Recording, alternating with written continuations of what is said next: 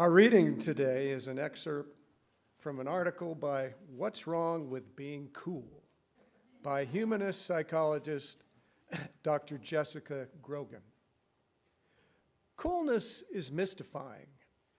As a teenager, you labor to crack the code. You attune yourself to subtle changes in fashion. You stay on top of musical trends. And you use hip slang, but it still slips away from you at crucial moments. There seems to be something fundamental, even constitutional, about being cool. You either have it, it seems, or you don't. But having it isn't entirely straightforward either. Essential to our view of coolness is the experience of love-hate. Because at the same time we admire the cool kids, we recognize their paradoxes.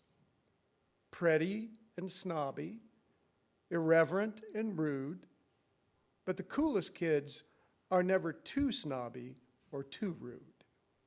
They seem to know just how heavy their foot should rest on the gas. Being cool means breaking the rules, but only so much. In a sense, coolness mirrors self-actualization. Self-actualizers are people who think for themselves. They don't conform to fit in. Instead of valuing things like belonging, they've come to value higher principles like self-sufficiency, beauty, and justice. The self-assuredness of cool kids looks like self-actualization. This is probably a big part of why we admire it as much as we do. However, new research reminds us that while coolness may mimic self-actualization, it's really something different. Cool adolescents are cool in part because they seem older. But this maturity is superficial. Instead of actually being years more evolved than their peers, the cool kids might actually be behind them in certain crucial ways. Research indicates that as young adults, once acknowledged cool kids had more difficulties in friendship and romantic relationships, were at greater risk for alcohol and drug abuse, and engaged in more serious criminal behavior than their uncool peers. They also seemed more immature, often blaming others for relationship problems and breakups, without taking responsibility for their own role. Coolness seems to have a shallow quality to it. It's a performance experienced at some distance from any coherent internal reality. Self-actualization, on the other hand, is a place that you get to through struggling with belonging, self-esteem, and intimacy in a genuine way. In other words, coolness is like a game you appear to have won. Having skipped many messy stages of development, but will ultimately lose if you find yourself emerging into adulthood without coping skills you would have gained had you actually passed through those awkward stages of development. True self-actualization comes through self-exploration and through spending some time in the wilderness, not just the center of town.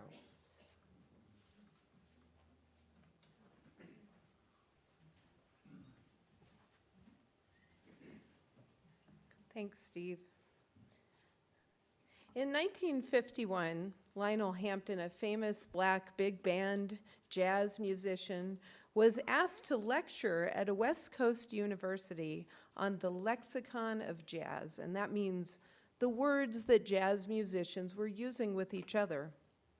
Lionel Hampton politely declined the offer, and his reason was that he couldn't figure out how to define the language of hipsters without employing other unintelligible terms. A reporter cleverly called him too cool for school.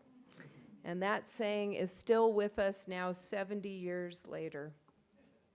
As we've been exploring through Fox and through research, too much coolness can be divisive or exclusionary.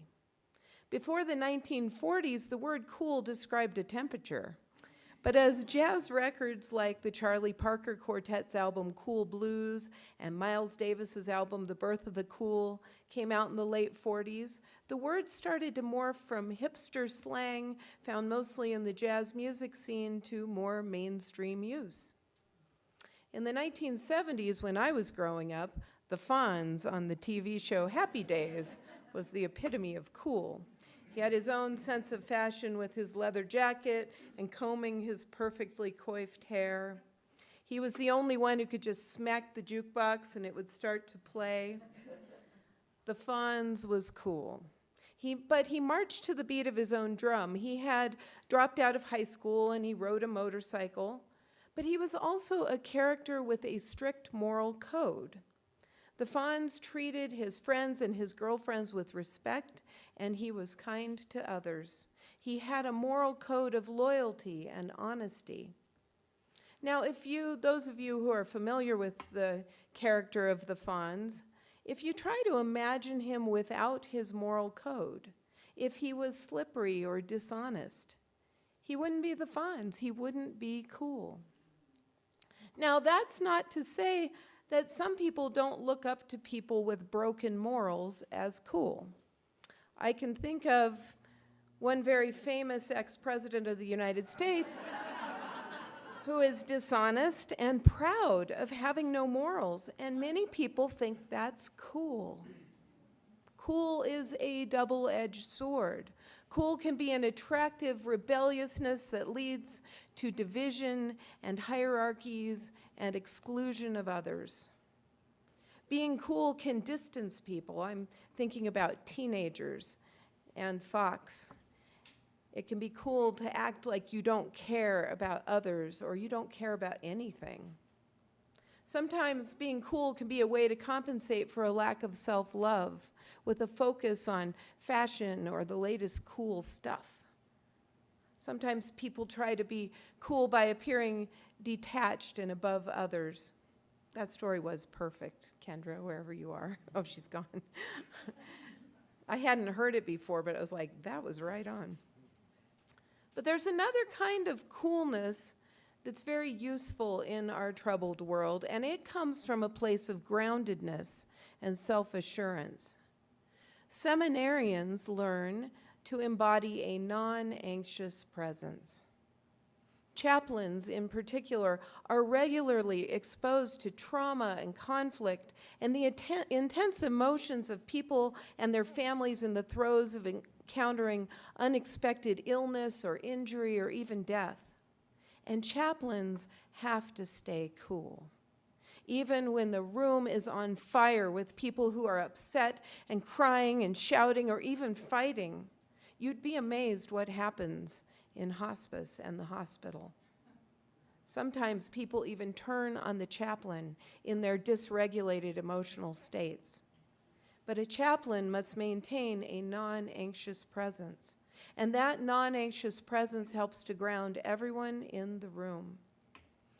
I'm guessing that teachers know this trick, and some parents know. In San Francisco, when hundreds of people are packed in the street, hooping and hollering in celebration, somebody shoots a gun into the air, and I'm driving the old cow-hocked retired Amish horse called Alan up to the stoplight, praying that we make it through and we don't get trapped on the red light in all the madness and the shouting people and fireworks and horns honking.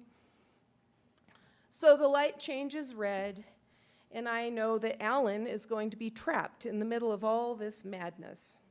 A horse in a stressful situation prefers to be moving, not to stand still. So basically, I'm entering a tinderbox. I begin the mental process of saying goodbye to the people I love, knowing it had been a short life but a good one, and My 4 passengers, meanwhile, are having a blast. They're completely oblivious to the last moments of their lives, and that they are being stopped at the stoplight in the middle of mayhem. And then the fishmonger on the sidewalk, closing up for the night, takes his bin of ice and throws it into the gutter right at Alan's legs. And Alan slowly and majestically rears up his front hooves into a beautiful Denver Broncos-style pose.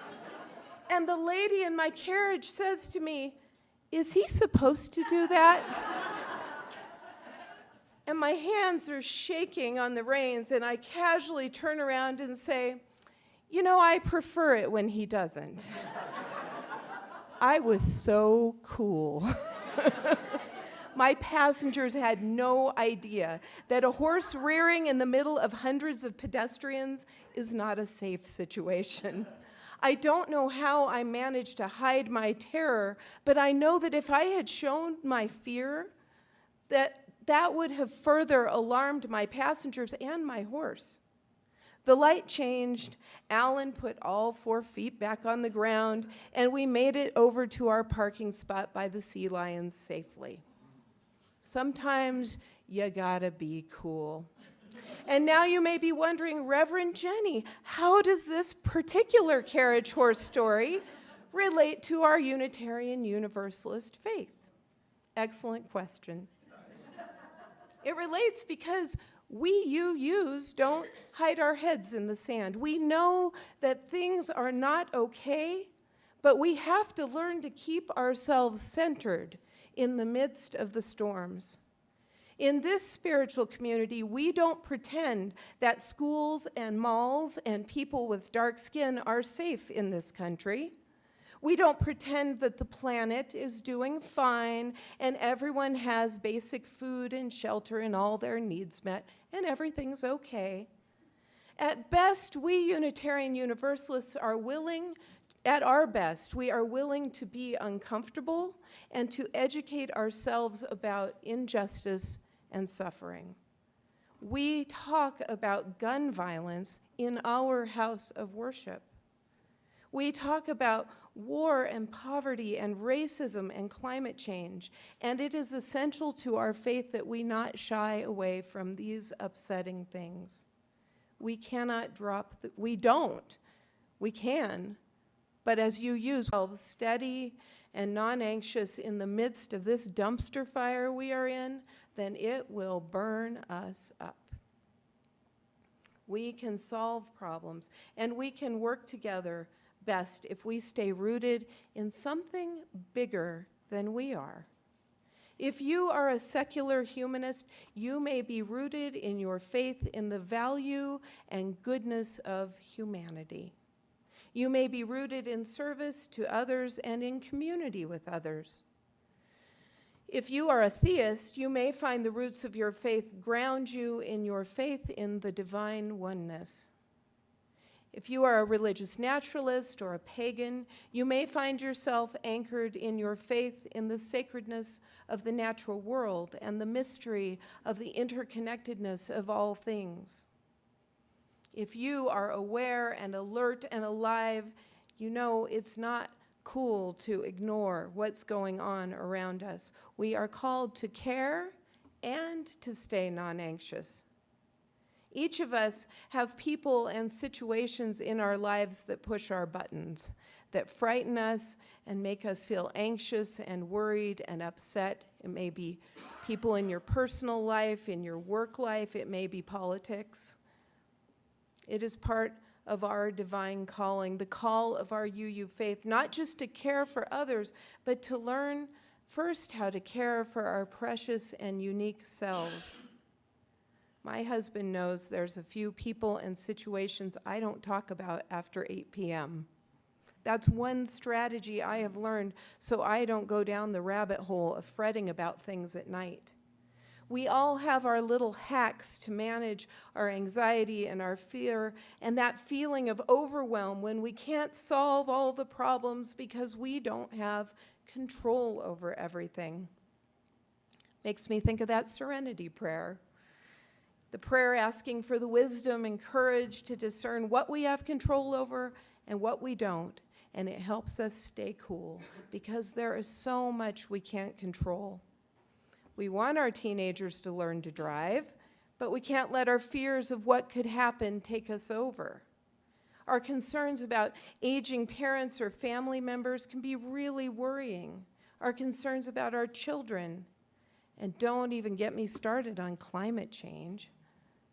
To manage our anxiety, we must notice who we are and how we individually roll. Each of us has our triggers that gets our amygdalas activated, and it's hard to stay cool. But this is the work of being human. It is our journey towards true self-actualization and self-love that spans through our entire lives. Each of us must journey on our evolution of cool from describing first our sunglasses and sports car to true coolness, meaning knowing and loving ourselves, finding our grounding. It's not easy. Some people will never get there in this lifetime. But this is our assignment from the School of Life, to find grounding in ourselves and in our community with others, in service to others, in quiet time, in times of rest, in art and music and creativity, in laughter, and in being present to the natural world. That's cool. A good chaplain really cares about the families and the people and the trauma that is around them. Sometimes a chaplain will shed tears with the people they serve. Non-anxious does not mean non-caring. When I was in my 20s, suffering the angst of learning more and more about the suffering and injustice in the world, my friend George, who's 20 years older than me, told me to be in the world but not of it. In the world, but not of it. That was 25 years ago, and I'm still pondering what it means to be in the world, but not of it. It's an idea that Buddhist teachings suggest in order to remind us to be present, fully present, but somehow not attached. What a trick that is, to change the things we can, accept those we can't. We are on a journey to learn to stay present and kin of Norwich. One peering into the church so that she could observe Mass every day. Julian spent many of those years in despair, fretting and mourning the state of humanity and the suffering in the world even back then, and asking her God, why? Why all the suffering? She spent those years, some in sickness, some in health, and had many visions and revelations. She said, "My visions revealed that it was necessary that there should be sin, but all shall be well, and all shall be well, and all manner of things shall be well." She claimed these words were revealed to her by God, quote, "most tenderly, showing no manner of blame to me, nor to anyone who shall be saved." I think God was telling Julian of Norwich to stay cool, to stay grounded, that we should strive to know who we are and what our moral code is, and that is our calling as a people of faith. We are called as we navigate the gauntlet that is our lives, not to cease caring about the injustices and suffering of this world, but to continue to work for peace, work for equity, and not let it get us down.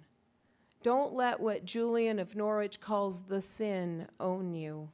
You are a precious being, and this community, in particular, my favorite one, can help you to keep charged up and keep healing and to remain centered and grounded. So when the horse is rearing, which it is right now, just like always, the horse is rearing. There's all sorts of madness and corruption and cruelty and needless suffering in this world, and you will feel it and it will break your heart. But stay cool. Come here to this place and use it as a sanctuary, an opportunity to remember the precious being that you are, the precious being around us, and to remember your limits. To learn to accept that you will not understand everything, but all will be well, all will be well. All manner of things will be well. Amen.